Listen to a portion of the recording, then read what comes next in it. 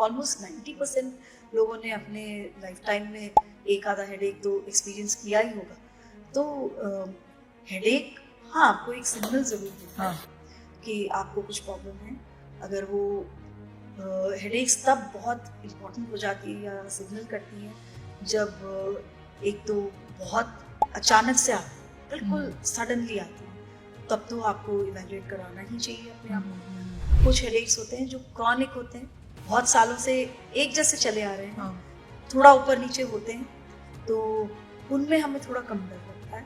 लेकिन अगर हेडेक का कैरेक्टर चेंज होता है, पहले से आपको बहुत सालों से हेडेक है, लेकिन ये वाला हेडेक पहले वाले हेडेक से अलग है, कैरेक्टर में अलग है, सिवियरिटी में अलग है, ठीक नहीं हो रहा पहले जिस चीज से ठीक होता था, जिस दवाई से या जो आपको करने से ठीक होता था, वो अब नहीं हो रहा है, तो डेफिनेटली एक रेड फ्लैग है कि आपको जांच करा लेनी चाहिए। जनरली ब्रेन का एक हिस्सा होता है जिसमें जो नर्व सेल्स होते हैं वो अबनॉर्मली डिस्चार्ज करते हैं, तो वो स्प्रेड करता है, तो वो एपिलेप्टिक सेशन, तो जिनकी टेंडेंसी ज़्यादा होती है उनको से होती है। मेंटल ट्रॉमा अगर काफ़ी सिग्निफिकेंट हो तो मेंटल हेल्थ पे जो तो काफ़ी असर पड़ता है।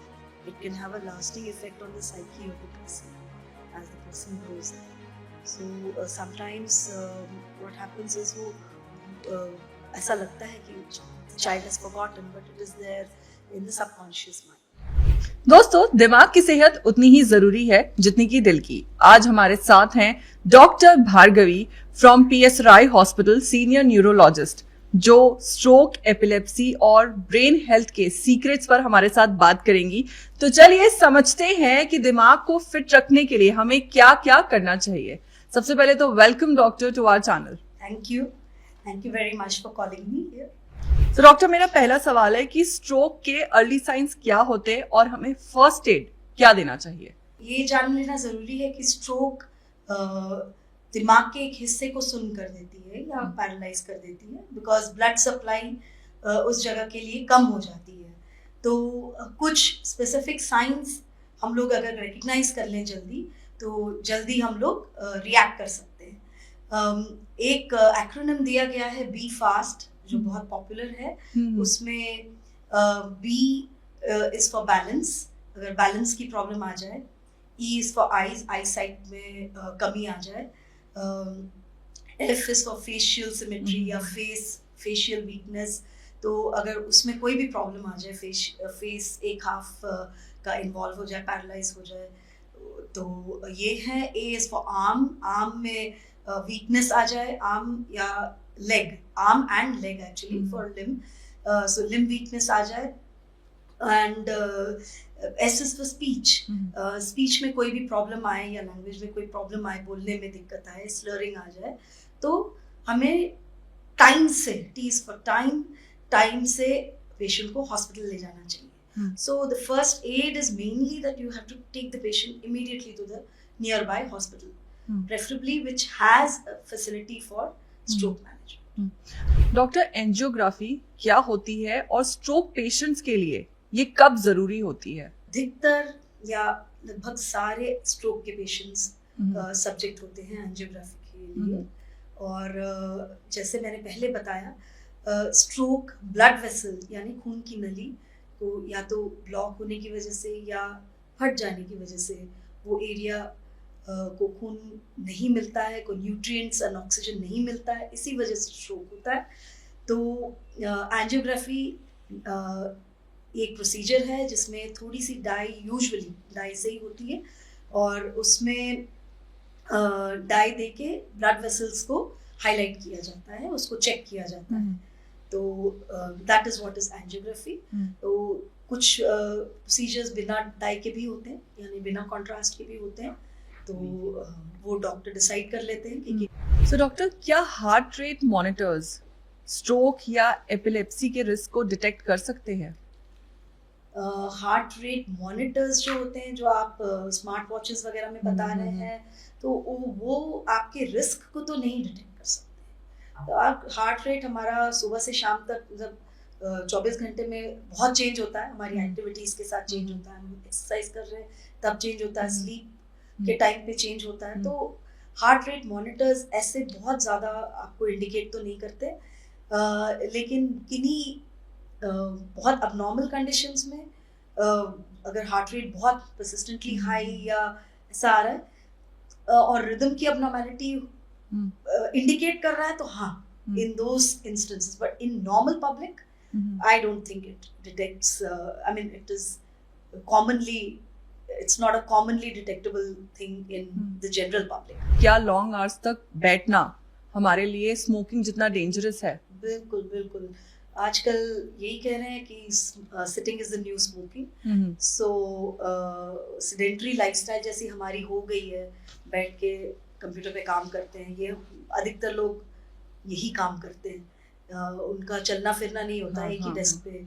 सो उसकी वजह से हम लोगों की एक्टिविटीज़ बहुत कम हो जा रही हैं। उसकी वजह से जो सेकेंडरी इफेक्ट्स हैं like increase in weight and resulting in diabetes and other lifestyle related disorders, ये सब हो रहे हैं। सो डेफिनेटली हम लोगों को अगर हमको प्रिवेंट करना है ये लाइफस्टाइल रिलेटेड जो बीमारियां हैं, डायबिटीज हो गई और हाइपरटेंशन भी for that matter and several other chronic illnesses, जो उनको प्रिवेंट करने के लिए हमको हमारा काम तो हम लोग अधिकतर चेंज नहीं कर पाते, तो हम लोगों को एडिशनली एक्सरसाइजेस के लिए टाइम निकालना चाहिए। सो मतलब at least minimum of 1 hour of exercise, good exercise in which we get tired is important. Doctor, क्या अनडायग्नोस्ड हाइपरटेंशन स्ट्रोक या ब्रेन डैमेज का रीजन बन सकता है? बिल्कुल, कई बार, बिकॉज हाइपरटेंशन यानी ब्लड प्रेशर की प्रॉब्लम जो है वो साइलेंट ही होती है, अनलेस हम लोग उसको पिकअप करें बाय मेजरिंग इट, वो साइलेंट ही होती है, उसके सिम्टम्स कुछ होते नहीं हैं, और वो तभी पता चलता है अगर वो बहुत हाई होता है तभी हेडेक होता है, या तभी जो जनरल नॉलेज में है कि गुस्सा आता है तो इसका मतलब ब्लड प्रेशर है, ये गलत है। 99% ब्लड प्रेशर जो ऑन द हायर साइड रहते हैं वो साइलेंट ही होते हैं। सो बिल्कुल हमारे पास बहुत सारे पेशेंट ऐसे आते हैं जिनको स्ट्रोक होता है, उनको पता नहीं होता कि उनको ब्लड प्रेशर की प्रॉब्लम है। So blood pressure time to time देख लेना चाहिए, और आजकल तो मशीन्स आर अवेलेबल। एपिलेप्सी के कॉमन ट्रिगर्स क्या होते हैं और उनको कैसे अवॉइड कर सकते हैं? Epilepsy is actually a tendency to have seizures. Seizure होते हैं जिनको हम लोग हिंदी में दौरे बोलते हैं, मिर्गी के दौरे बोलते हैं। तो there is a tendency in the person to have seizures, higher tendency than anybody else in the people who do not have epilepsy. तो एपिलेप्टिक सीजर वो क्यों होता है? वो सीजर इसीलिए होता है कि एक ब्रेन जनरली ब्रेन का एक हिस्सा होता है जिसमें जो नर्व सेल्स होते हैं वो अबनॉर्मली डिस्चार्ज करते हैं बिजली, तो वो स्प्रेड करता है, तो वो एपिलेप्टिक सीजर। तो जिनकी टेंडेंसी ज्यादा होती है उनको एपिलेप्सी होती है। सबसे कॉमन ट्रिगर्स होते हैं जिनको ऑलरेडी एपिलेप्सी है, उन्होंने देखा होगा खुद भी कि अगर कम सोते हैं, अच्छा, या जैसे 7 से 8 घंटा सोना चाहिए प्रेफरेबली रात में, तो अगर वो नहीं करते हैं, देर से सोते हैं जल्दी उठते हैं, तो सीजर प्रेसिपिटेट हो जाता है। या फिर कोई फीवर होती है, कोई और बीमारी होती है, तो उससे भी सीजर प्रेसिपिटेट हो जाता है। कभी कभी बहुत एक्सेसिवली स्ट्रेस्ड होते हैं तो उससे प्रेसिपिटेट हो जाता है सीजर। और बहुत जैसे कोई दवाइयाँ कुछ होती हैं, एंटीबायोटिक्स होती हैं, उनसे उनको खाने से सीजर हो जाता है। सो अगर किसी को एपिलेप्सी है, इट इज़ वेरी इंपॉर्टेंट कि बता दिया जाए डॉक्टर को जो ट्रीट कर रहे हैं फीवर या कोई और कॉमन बीमारियों के लिए कि ये प्रॉब्लम मुझे है, ताकि वो पहले से देख के दवाई दे सके। और जो पेशेंट और जो लोग ऑलरेडी दवाई ले रहे हैं, सबसे बड़ा कारण या सबसे बड़ा ट्रिगर होता है कि उन्होंने 1 गोली या 2 गोली मिस कर दी। सो बहुत इम्पोर्टेंट है कि दवाई बिल्कुल 1 गोली भी बिना मिस किए खाई जाए, और इसका साथ जो ग्रसित लोग हैं उनका साथ उनके परिवार वाले भी दें, ऐसा ना हो कि केवल उन्हीं पे छोड़ दिया जाए। तो ये बहुत इम्पोर्टेंट चीज़ है। सो डॉक्टर, अगर किसी को सिजर आ रहा है तो उस वक्त क्या करना चाहिए? सबसे पहले तो ये बता दें कि मुंह में कुछ भी डालना नहीं चाहिए, पानी या ऐसा कुछ भी मुंह के अंदर नहीं डालना चाहिए। और सबसे पहले सीधा तो नहीं ही लिटाना चाहिए। हमें पेशेंट को या जिसको दौरा पड़ रहा है उनको चोट से बचाना चाहिए। आसपास कोई नुकीली चीज़ें हो, हार्ड चीज़ें हों या ऊपर से गिरने के जैसे हो रहे हो तो उनको बचाना चाहिए। दूसरा, उनको करवट दिलवाना चाहिए, चाहे राइट या लेफ्ट, करवट दिलवा देना चाहिए, खासकर जब खत्म हो रहा हो तब। लेकिन करवट जितनी जल्दी दिलवाएं उतना अच्छा है। सो मेन ये दोनों चीजें होती हैं। मुंह के अंदर हाथ डालना नहीं चाहिए या कुछ और चम्मच वगैरह बिल्कुल नहीं डालना चाहिए, क्योंकि लोग सोचते हैं कि दांतों के बीच में जीभ आ जाती, कट जाती है, तो हम चम्मच डालें तो दांत टूट सकते हैं, जो उंगली डाल रहे हैं उंगली कट सकती है, तो ये बिल्कुल नहीं करना चाहिए।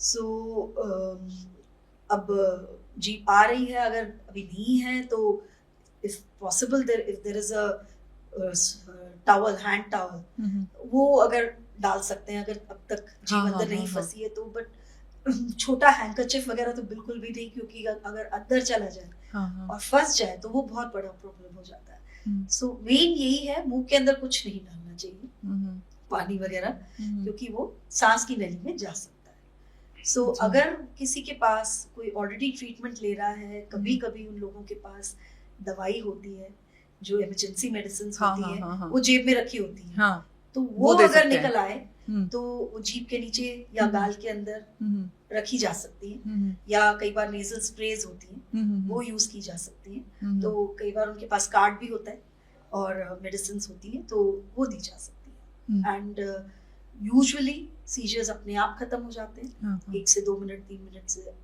उससे ज्यादा अगर चले तो it is better to call an ambulance. Doctor, scrolling और एक्सेसिव स्क्रीन टाइम ब्रेन और आईज के लिए कितना हार्मफुल होता है? ऐसा है कि रात को तो जनरली मना ही करते हैं, क्योंकि हमको सोना भी होता है and that is the time that you are supposed to utilize for sleep.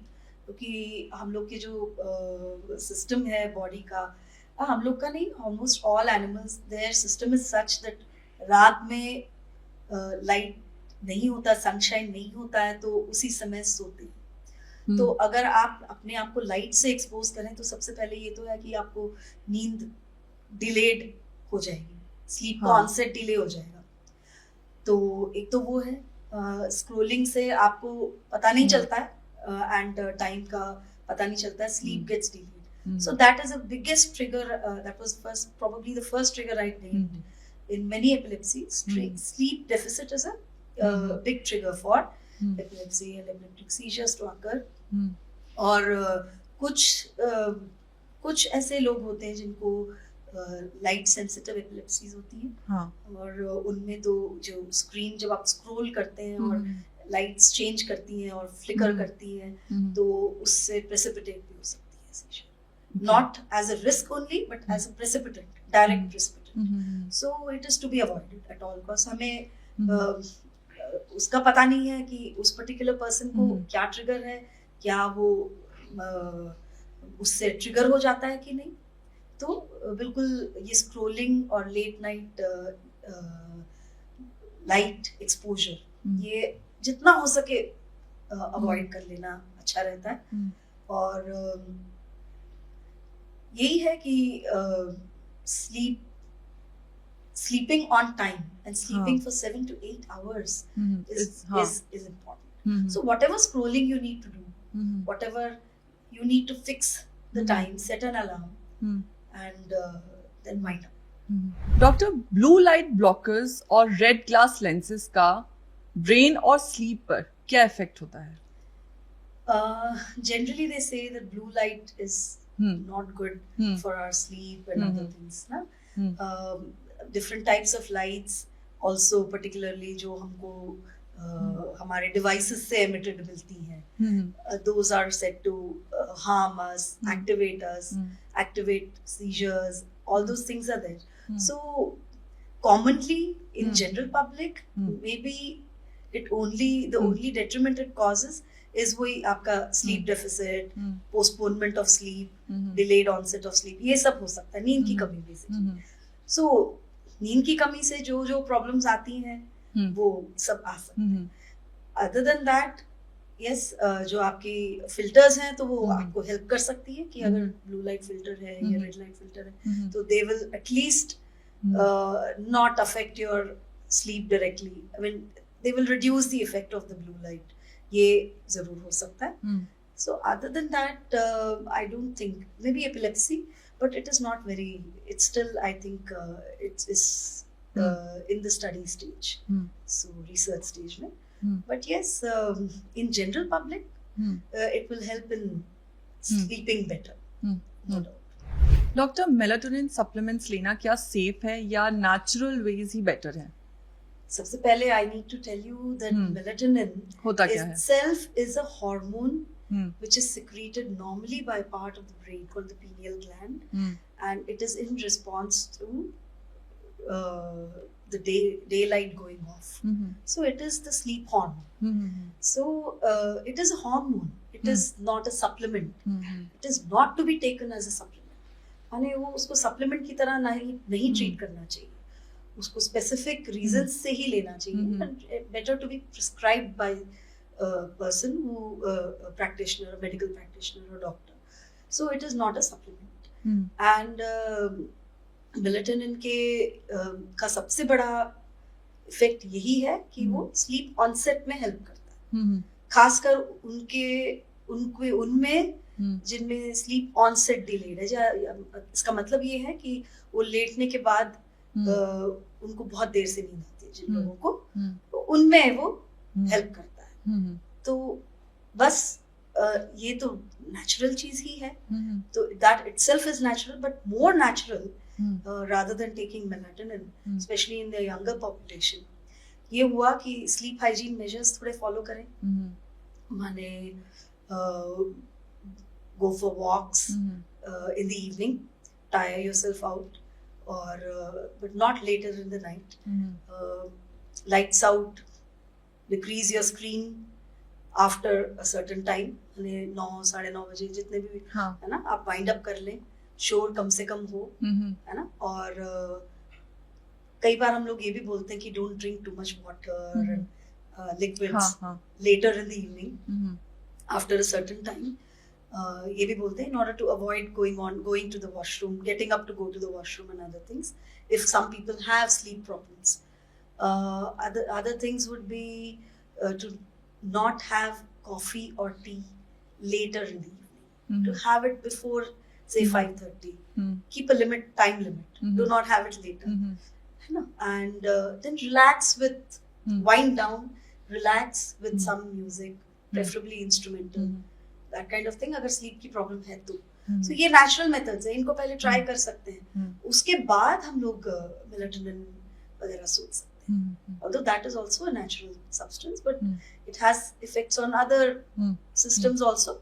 So it's better to try sleep hygiene measures first.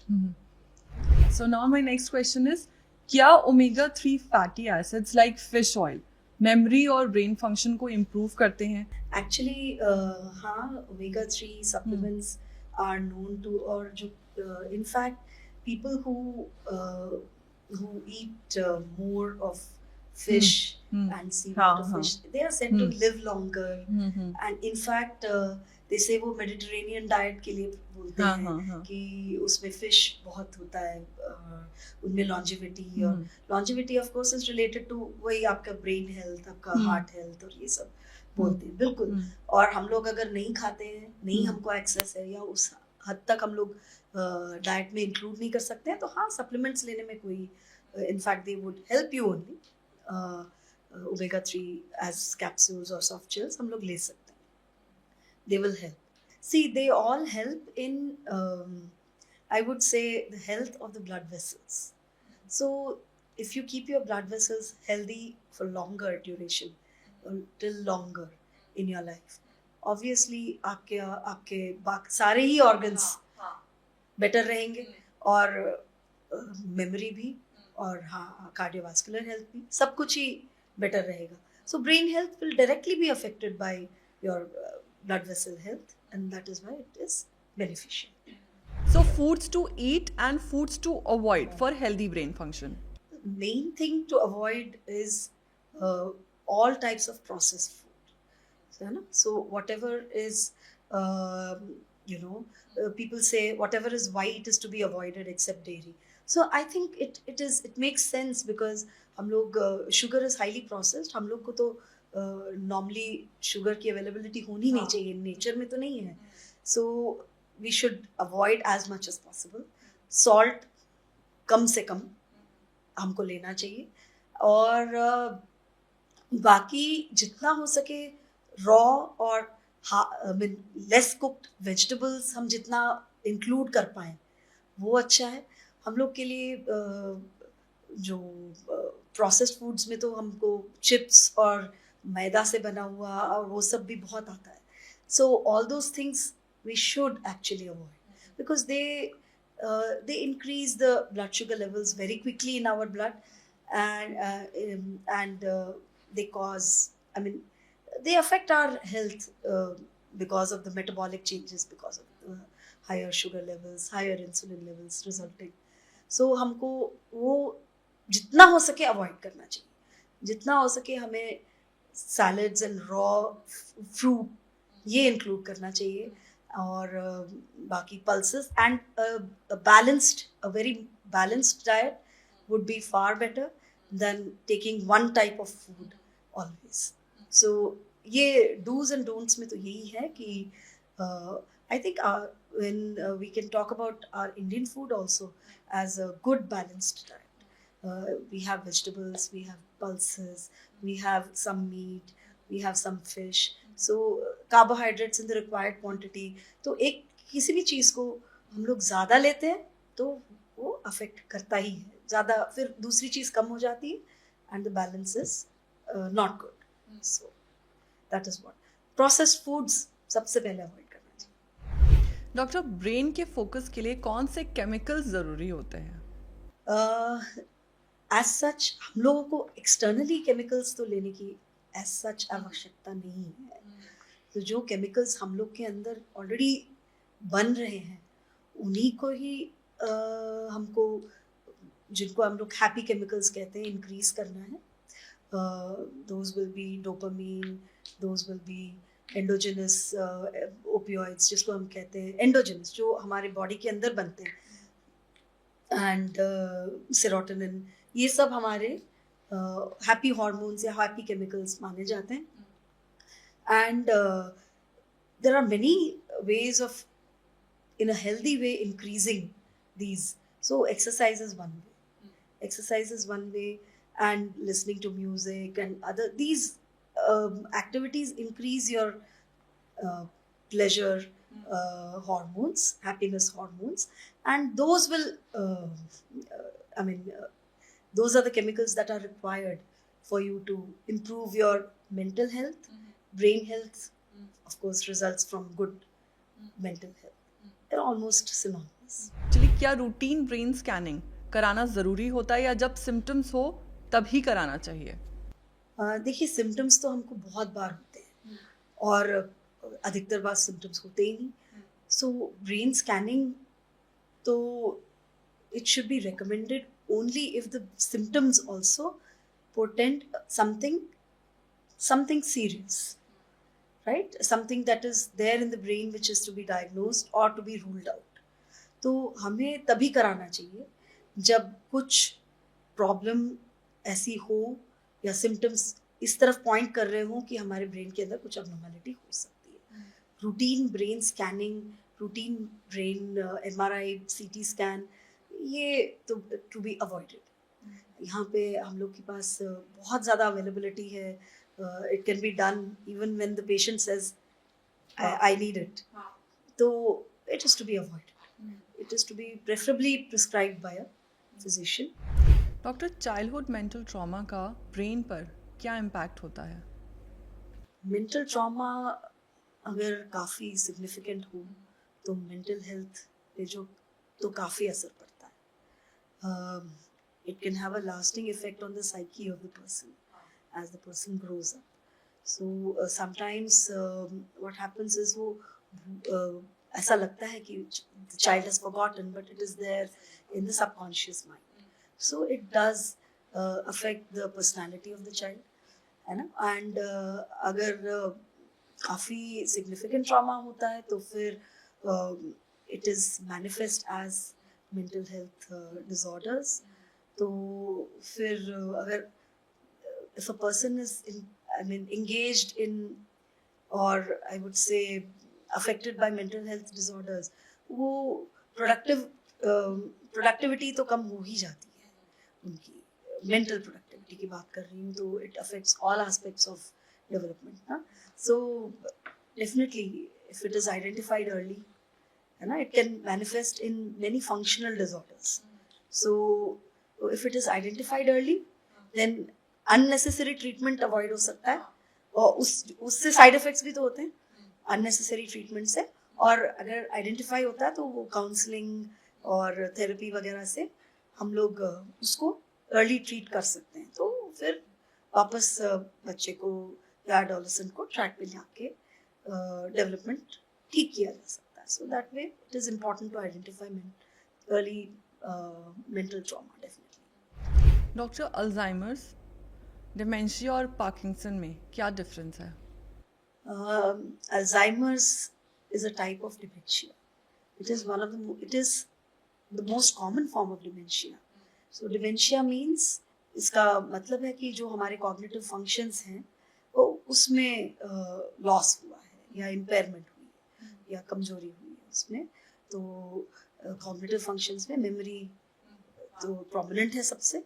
तो Alzheimer's जो है memory को affect करता है, और भी कई disorders होते हैं जो memory को affect करते हैं. तो it is one of the cognitive impairments. It is, हम लोग ऐसा भी बोलते हैं कि they are part of neurodegenerative disorders, माने कि जिसमें जो degeneration होती है brain की वो उसका एक type है. तो पार्किंसन भी उन्हीं में ही आता है. सो पार्किंसन में पार्किंसन डिजीज और या पार्किंसोनिज्म जिसको कहते हैं, उसमें और अल्जाइमर्स में ये फ़र्क है कि वो उसमें ज़्यादा, पार्किंसन में ज़्यादा मोटर फंक्शंस अफेक्ट होते हैं. उसमें स्लोनेस होती है, ट्रेमर्स होते हैं, और उसमें स्टिफनेस होती है बॉडी की. हाँ, और उसमें भी कुछ हद तक कॉग्निटिव फंक्शंस अफेक्ट होते हैं, बट प्रोमिनेंट होते हैं ये मोटर फंक्शंस जो गड़बड़ होते हैं, जो अफेक्ट होते हैं. कॉग्निटिव फंक्शंस उतने प्रोमिनेंट नहीं होते हैं, और वो कई बार पता भी नहीं चलते हैं, और जांच करने पे पता चलते हैं. और जो बहुत ही ओवर्ट हो जाते हैं वो बहुत देर से होता है, मतलब कि जो नॉर्मल लाइफ अफेक्ट करेंगे कॉग्निटिव फंक्शन वो देर से होता है. जबकि अल्जाइमर्स और उनकी तरह की जो कॉग्निटिव इम्पेयरमेंट्स हैं वो, उनमें ये कॉग्निटिव फंक्शंस प्रोमिनेंट होते हैं, बाकी हाथ पैर सब ठीक होते हैं, चलना वलना सब ठीक होता है. तो ये डिफरेंस है मेनली इनके बीच में. डॉक्टर, डिमेंशिया और पार्किंसन, इनको अर्ली डिटेक्ट करना पॉसिबल है? बिल्कुल पॉसिबल है. माने आज in the sense early detection का मतलब है कि हम तब डिटेक्ट करें जब वो आपकी डे टू डे लाइफ को अफेक्ट नहीं कर रहा है ना. तो उस समय अगर आपको कुछ भी आपके लव्ड वंस में, आपकी फैमिली में कुछ भी चेंजेस नजर आए, थोड़ी स्लोनेस हो या कुछ इस तरह का कुछ मेमोरी लैप्सेस आपको लगता है कि हो रहे हैं, तो हाँ, it is good to approach a neurologist and get the person checked for there are ways of checking memory also. Scales वगैरह अप्लाई कर सकते हैं, और एग्जामिन करके, हिस्ट्री एग्जामिनेशन के साथ मेमोरी स्केल्स वगैरह सब लगा सकते हैं, जिससे कि हमें पता चले. अर्ली डिटेक्ट करने से ज़रूरी नहीं है कि हमें ट्रीटमेंट भी साथ के साथ शुरू करना है, लेकिन हाँ ये है कि हम लोगों को पता चलता है कि ये दिक्कत आ गई है. Before the onset of illness अगर हमको पता करना है, तो उसके लिए अभी मुझे लगता है कि जो बायोमार्कर्स होते हैं वो अभी भी डेवलप ही हो रहे हैं. सो इतना आसान नहीं होगा before the onset of illness पता करना. हम्म. सो अभी मुझे लगता है वो रिसर्च स्टेज में. डॉक्टर, क्या एक्सरसाइज डिमेंशिया और अल्जाइमर्स का रिस्क कम कर सकता है? बिल्कुल कर सकता है. बिल्कुल कर सकता है. It is as I said, वो हैप्पी केमिकल्स या जो आपका हैप्पी हार्मोन्स या वो they definitely prevent the degenerative process, है ना. तो exercise, be it physical, be it mental, they are both very important in order to prevent onset of any cognitive impairment या cognitive disorder. onset भी delay करता है और जो progression है उसको भी delay कर सकता है या slow down कर सकता है. so definitely. और एक्सरसाइज या आउटडोर एक्टिविटीज का तो वैसे भी और भी एडवांटेजेस हैं कि you go out. First thing you are exposed to the sunshine, second you are exposed और you meet a lot many people. So उससे भी हम लोगों को एडवांटेज मिलता है. So outdoor activities, physical activities and mental exercise दोनों का बहुत बड़ा रोल है प्रिवेंट करने में और प्रोग्रेशन स्लो करने. क्या सिटिंग लाइफस्टाइल अल्जाइमर्स का रिस्क बढ़ाता है? देखिए, अल्जाइमर का तो आई डोंट थिंक डायरेक्टली ये एक रिस्क फैक्टर है.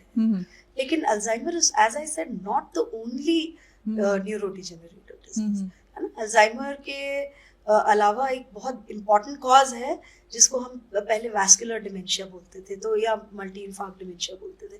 तो वो अगर ओवर्ट स्ट्रोक्स भी नहीं होते हैं, बड़े स्ट्रोक्स भी नहीं होते हैं जिसमें पैरालिसिस होती है, तो छोटे छोटे ब्लड वेसल्स जो होते हैं वो अफेक्ट हों और उनमें उनके अफेक्ट होने की वजह से हमारे ब्रेन में छोटे छोटे एरियाज वो खराब होते रहें over the period of time, over a period of many years. अगर ये होता रहे तो हम लोग का कॉग्निटिव फंक्शन तो डिक्लाइन होता रहेगा. तो that way sitting affects the health of the blood vessels. That is why it is going to affect us cognitively. तो वो सिर्फ अल्जाइमर के लिए नहीं है, cognitive impairment के लिए in general definitely it is a big risk factor. Doctor, क्या मेमोरी लॉस को रिवर्स करने का कोई साइंटिफिक तरीका है? देखिए, एक बार memory loss, it really depends on वो मेमोरी लॉस हुई किस वजह से, है ना. तो ये मेमोरी लॉस कई बार डिप्रेशन के कारण से भी हो सकती है जिसको हम सूडो डिमेंशिया कहते हैं. कभी कभी डिप्रेशन की वजह से हमारी मेमोरी रिट्रीवल में प्रॉब्लम आ सकती है. सो उस केस में if you treat the depression then the memory problem may be sorted out if it is treated successfully. और अगर कुछ और डिजीजेस होते हैं जिसके कारण से, जैसे इन्फेक्शंस, ब्रेन इन्फेक्शंस हो गए, मेनिंजाइटिस हो गई, और कई ऐसे कारण बोलते हैं, ये कुछ मेटाबॉलिक डिसऑर्डर्स, लिवर, थायराइड, हाँ, विटामिन B12 डिफिशिएंसीज, ये सारी जो चीजें अगर इन्होंने कंट्रीब्यूट किया है मेमोरी डिक्लाइन के टुवर्ड्स, तो फिर रिवर्स हो सकती हैं. लेकिन अगर इन सब का कंट्रीब्यूशन नहीं है तो मेमोरी का डिक्लाइन यूजुअली प्रोग्रेस करता है. लेकिन हाँ, हम लोग स्लो डाउन या हॉल्ट शायद कर सकें, as I said, by mental exercises and other things. क्या इनसफिशिएंट स्लीप ब्रेन पर अल्कोहल से ज्यादा डैमेज कर सकती है? बिल्कुल. इनसफिशिएंट स्लीप हमने तो उसके संदर्भ में बोला ही था, एपिलेप्सी के संदर्भ में. Insufficient sleep can lead to, it is a risk factor for chronic illnesses like blood pressure, और फिर वो आपके बाकी सारे disorders को तो affect करता ही है. sleep हमारा जो है ना, it is, हम लोगों को ऐसा लगता है we are taking rest. However, our brain is actually reinforcing. क्या मतलब, वो आपकी मेमोरी को स्ट्रॉन्गर बना रहा है. जो मेमोरीज हमने दिन भर में एक्वायर की होती है उनको वो रीइंफोर्स कर रहा है बेसिकली, वो वहाँ पे स्ट्रॉन्गर बना रहा है, जो हमें चाहिए वो रख रहा है, वो जो नहीं चाहिए जो अननेसेसरी है उसको थ्रो आउट कर रहा है। तो basically repair and reinforcement of memory, so ये हो रहा है स्लीप के दौरान। सो नेचुरल है कि अगर हमारी स्लीप कम होती है तो हमारे ब्रेन फंक्शंस, जो हायर कॉग्निटिव फंक्शंस भी हैं, वो भी कम होते हैं।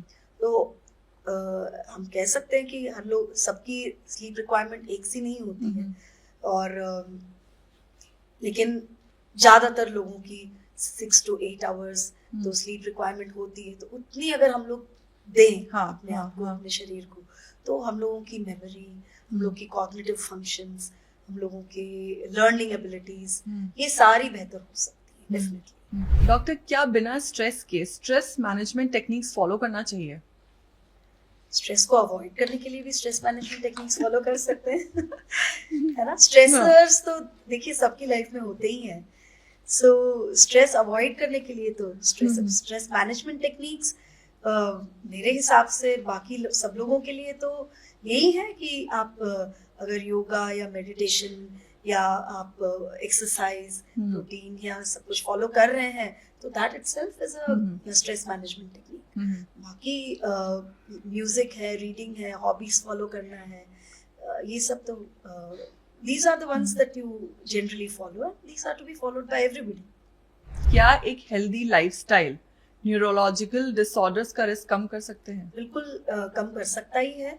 हम लोग जब रिस्क फैक्टर्स की बात करते हैं तो हम लोग non modifiable and modifiable risk factors की बात करते हैं। तो नॉन मॉडिफाइबल रिस्क फैक्टर्स जो वो होते हैं जो हम लोग चेंज नहीं कर सकते, लाइक हम लोग अपना एज तो कम नहीं कर सकते। Age is a risk factor for stroke, है ना। सो एज तो बढ़ती जाती है कि सबकी, सो वो नॉन मॉडिफाइबल रिस्क फैक्टर है। और similarly gender is a traditionally a non-modifiable risk factor. A lot of people will differ, but I feel it is a non-modifiable risk factor. तो ये है जो हम लोग, हमारी जेनेटिक्स, किसी की फैमिली हिस्ट्री बहुत स्ट्रांग है अर्ली स्ट्रोक्स के लिए, या तो वो एक जेनेटिक्स एक नॉन मॉडिफाइबल रिस्क फैक्टर है।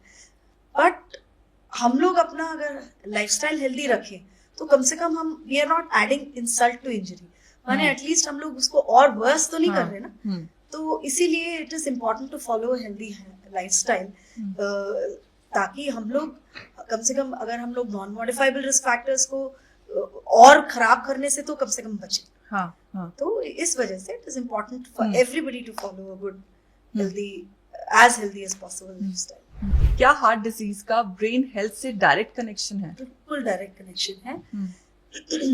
एज वी डिस्कस, पहले भी हमने जो बात करी थी कि हार्ट और ब्रेन बहुत हाई डिमांड ऑर्गन्स हैं, तो उनको हम सारा टाइम ऑक्सीजन और शुगर्स चाहिए होते हैं अपनी न्यूट्रिशन के लिए, because they are functioning all the time, they are active all the time. So heart और ब्रेन इस वजह से भी कनेक्टेड है कि दोनों, हार्ट डिजीज होती है तो हमको लगता है कि शायद ब्रेन डिसऑर्डर भी है, ब्रेन के ब्लड वेसल्स भी अफेक्टेड है। सिमिलरली जब कोई ब्रेन स्ट्रोक के साथ हमारे पास आता है तो हम हमेशा चेक करते हैं कि हार्ट हेल्दी है, कि उसमें कोई प्रॉब्लम है कि नहीं। सो ये तो एक ब्रॉड रीजन हो गया, हम हार्ट डिजीज क्यों चेक करते हैं। Heart pumps blood to the brain as well, तो अगर हार्ट में कोई रिदम अबनॉर्मैलिटी होती है तो that directly affects, it is a direct risk factor for stroke. So much higher risk if a person has rhythm abnormalities, माने कि heart का रिदम जैसे चलना चाहिए वैसे नहीं चल रहा है, उल्टा सीधा चल रहा है और बहुत ज्यादा जरूरत से ज्यादा फास्ट चल रहा है इस तरह से, तो उसमें ब्लड क्लॉट्स हार्ट के अंदर भी फॉर्म होने के चांसेस होते हैं, तो जो डिसलॉज होके आपके ब्रेन के वेसल्स में जा सकते हैं और कहीं जा सकते हैं। तो इस वजह से भी हमारे तो heart health is directly, that is why related to brain health, in particular stroke. Fatigue, headache, lack of concentration जो है, क्या ये अर्ली साइंस है ब्रेन डिसऑर्डर के? Not directly, I feel headache is a very common disorder actually. मतलब बहुत सारे लोगों को हेडेक होता है, और हम सब ऑलमोस्ट 90% लोगों ने अपने लाइफ टाइम में एक आधा हेडेक तो एक्सपीरियंस किया ही होगा। तो हेडेक हाँ आपको एक सिग्नल जरूर देता है कि आपको कुछ प्रॉब्लम है। अगर वो हेडेक्स तब बहुत इम्पोर्टेंट हो जाती है या सिग्नल करती है जब एक तो बहुत अचानक से आती है, बिल्कुल सडनली आती है, तब तो आपको इवैल्यूएट कराना ही चाहिए अपने आप को। और पहले कभी हेडेक इतना हुआ नहीं और हो गया अभी अचानक से, तो न्यू ऑनसेट, तो वो तो हमको इवैल्यूएट करना ही चाहिए, उसको सीरियसली लेना ही चाहिए। कुछ हेडेक्स होते हैं जो क्रॉनिक होते हैं, बहुत सालों से एक जैसे चले आ रहे हैं, थोड़ा ऊपर नीचे होते हैं, तो उनमें हमें थोड़ा कम डर लगता है। लेकिन अगर हेडेक का कैरेक्टर चेंज होता है, पहले से आपको बहुत सालों से हेडेक है, लेकिन ये वाला हेडेक पहले वाले हेडेक से अलग है, कैरेक्टर में अलग है, सिवियरिटी में अलग है, ठीक नहीं हो रहा पहले जिस चीज से ठीक होता था, जिस दवाई से या जो आपको करने से ठीक होता था, वो अब नहीं हो रहा है, तो डेफिनेटली एक रेड फ्लैग है कि आपको जांच करा लेनी चाहिए। तो headache is definitely something that is to be evaluated. अगर बड़े सालों से है तब भी एक बार देख लेना चाहिए, न्यू ऑनसेट है तब भी एक बार देख लेना चाहिए। तो वो तो इवैल्यूएशन की। Fatigue is more general, so fatigue शायद डायरेक्टली आपको ब्रेन डिसऑर्डर की तरफ ना ले जाए। सेम विद कंफ्यूजन, मतलब लैक ऑफ कंसंट्रेशन, तो वो भी जरूरी नहीं है कि ब्रेन डायरेक्टली ही उसमें अफेक्ट हो रहा हो, आपको बाकी चीजें भी देखनी चाहिए, क्योंकि कई बार देखा गया है कि किडनी फंक्शंस ठीक नहीं है, या लिवर फंक्शंस ठीक नहीं है, या डायबिटीज है अनकंट्रोल, तब भी ऐसा होता है। तो इस वजह से, और कोई ऑटोइम्यून डिसऑर्डर होता है, जैसे कोई रूमेटॉइड आर्थराइटिस है, या उनमें भी patient does not feel too good, थकावट होती रहती है, इनफैक्ट थोड़ा बहुत फीवर भी होता है कई बार, तो लो ग्रेड। तो इन सब में भी फटीग, लैक ऑफ कंसंट्रेशन, ये सब, when you are not well then you can't concentrate, तो वो बहुत जनरल है, और उसके लिए सिस्टमिक बाकी चीजें भी हमें देखनी चाहिए। लेकिन हाँ, हेडेक समथिंग जिन कंडीशंस में पर्टिकुलरली मैंने बताया, तो वो जरूर ब्रेन की प्रॉब्लम की तरफ आपको ले जा सकता है। कम से कम इवैल्यूएशन तो करना जरूरी है। डॉक्टर, मेरा सवाल है, क्या ब्रेन प्लास्टिसिटी की वजह से हम अपनी मेमोरी और फोकस को इम्प्रूव कर सकते हैं? बिल्कुल। ब्रेन प्लास्टिसिटी क्या होती है, सबसे पहले तो हमको समझना चाहिए। इसका मतलब ये है कि new functions are taken up by the brain cells, whatever has been learnt already, उसके अलावा जो या तो कोई डेफिसिट आ जाती है, जैसे स्ट्रोक में कोई डेफिसिट आ गई, किसी को इंजरी हो गई ब्रेन में कोई एक्सीडेंट की वजह से या कुछ, तो कोई फंक्शन लूज हो गया, तो आसपास का एरिया कैसे उसको, जो healthy areas of the brain जो रह गए हैं, वो कैसे उनको उनके फंक्शंस को टेक ओवर करते हैं, या कोई नई चीज आप सीखते हैं, तो कैसे हम लोग we learn new I would say new